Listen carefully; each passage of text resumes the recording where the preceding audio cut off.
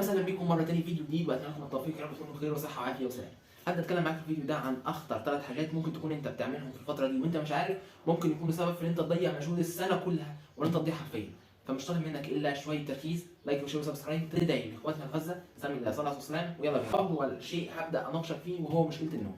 مشكله النوم تعتبر من اكتر الحاجات اللي بتدمر ناس كتيره في الفتره دي، لان الناس بتبدا تنقسم على جزئين. في ناس بيقول لك خلاص انا بالنسبه لي من طلب العلا سهر الليالي فمش هنام خالص واطبق مثلا يوم ولا يومين وهقلل ساعات النوم خالص. وفي ناس ثانيه بتبدا تنام فترات طويله. هنبدا نتكلم عن الناس المجتهدين اللي بيطبقوا وما بيناموش. لازم تكون عارف ان احنا ربنا خلقنا النوم علشان مخك يبدا ينقل المعلومات اللي انت ذكرتها اليوم كله من الذاكره قصيره الامد لطويله الامد عشان تفضل موجوده في دماغك. هو ده الغرض، هو ده اصلا الغرض من المراجعه.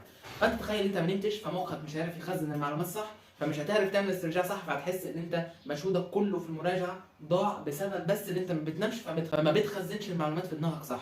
فانت لازم تكون عارف ان انت المفروض تنام. ويا ريت يعتبر انا شايف ان افضل عدد من ساعات النوم دلوقتي هو 6 ساعات، اللي هو اقل شيء في المتوسط، اللي هو ولا تكون ما بتنامش خالص ولا بتكون بتنام فترات طويله. اما النوع الثاني بينام فترات طويله فده للاسف نوع من انواع الهروب من الواقع. هو خايف ان هو يواجه الواقع، لان عارف ان الواقع للاسف يعني في مشاكل، عارف ان هو مراكم كميات كبيره، وعارف ان هو مش حال الحياه طول السنه، وعارف ان هو عليه حصص وعليه وعليه وعليه وعليه. فهو علشان يتهرب من ان هو ما يواجهش المخاوف دي فيروح خلاص يروح ينام. وده اكبر غلط، لانك في الاخر هتيجي تندم على شويه الوقت دول اللي كنت بتنام وهتقول يا ريتني كنت ذكرت. فانت ما تخليش لنفسك فرصه ان انت تقول يا ريتني، لا انت موجود دلوقتي فابدا ذاكر وما تتهربش. وتاني حاجه لازم اكلمك عنها في جزئيه النوم هو مواعيد نومك. في ناس بتذاكر في الليل، انا عارف ان الناس دي بتحب اللي هي الهدوء كده، بس انا شايف ان ده غلط. ليه؟ انت بتمتحن في الصبح فما ينفعش تيجي تنام في الصبح. انت عشان تمتحن في الصبح انت خلاص خلي اقصى طاقه دماغك في التركيز بتكون في الصبح. فانت يا ريت تبقى مذاكرتك دايما من بعد الفجر وبعد كده على طول. فانت هتلاقي ان انت هتبدا دماغك تستسلم خلاص ان انت في ميعاد لجنه الامتحان هتبقى في اقصى تركيزك، لان انت برضه محتاج تركيز، وده من اهم الحاجات اللي بتكون ليها تاثير في داخل حل الامتحان. تاني حاجه وهي ان انت ممكن تكون ما بتحلش بنفسك. في ناس بتخاف ان هي تحل ويمشي على حاجتين. في ناس ما بتحلش اصلا وسايبه الحل خالص وبيقول لك لا مش لازم. وفي ناس بتمسك تحل ورا المدرس، ان هو فاتح الفيديو وبيسمع ورا المدرس. ده اكبر غلط انت ممكن تعمله، وده النقطه لازم تكون عارفها. اللي انت امتى هتمسك تحل بايديك؟ انت المدرس مش هيجي يحل لك في الامتحان، انت لازم تكون تبدا تحل بايديك، لان الفيديوهات دي اصلا بتضيع وقتك. انت تكون عارف بس ان انا بمسك احل تدريبات الدرس كله، والاسئله الوحيده اللي انا غلطت فيها هي اللي اشوف حل المدرس فيها، مش اشوف حل المدرس الدرس كله. انا مطالب بس ان انا اشوف حل للاسئله اللي انا غلطت فيها.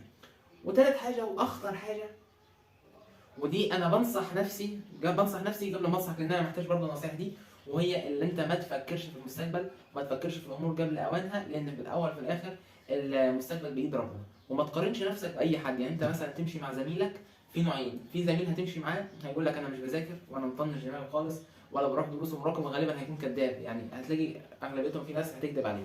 فانت تتاثر تقول يا عم خلاص ما ثانويه عامه كلها ما حدش اصلا بيذاكر ولا حد بيعمل اللي عليه، فانا خلاص برضه مش هذاكر. فانت تاثرت بزميلك تاثر سلبي فاثر عليك بالسلب، فانت كده ضيعت نفسك بسبب ان زميلك قال لك ان هو مش بيذاكر.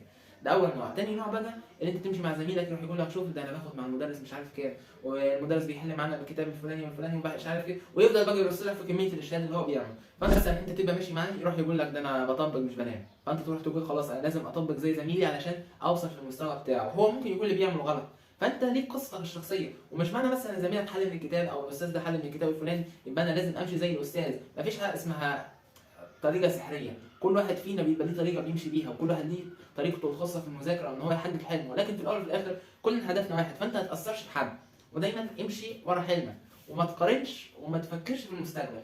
كان في نصيحه شفتها كانت عجبتني جدا، كانت بتقول لا تحمل هم الدنيا فانها لله، ولا تحمل هم الرزق فانه من الله، ولا تحمل هم المستقبل فانه بيد الله، فقط احمل هم ان ترضي الله.